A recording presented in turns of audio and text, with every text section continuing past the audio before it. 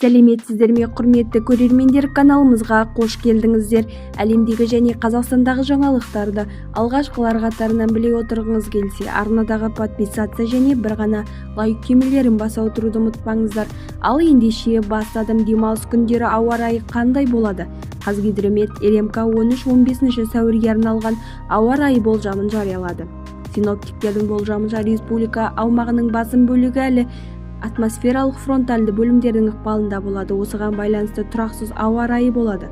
Жаңбыр жауады. Түнгі уақытта елдің солтүстік-батысында, солтүстігінде және орталығында жауын жауады. Оның арты қарға ұласады. Оңтүстікте 14-15 сәуірде елдің оңтүстік-шығысында жауын-шашын болады. 13-14 сәуірде Шығыс Қазақстан облысында және Абай облысында күн ашық болады. Республика бойынша екпінді жел күшейеді. Түнде және таңертең тұман түседі. Ал батыс оңтүстік өңірлерде найзағай ойнауы мүмкін. Температуралық фонда күрт өзгерістер күтілмейді.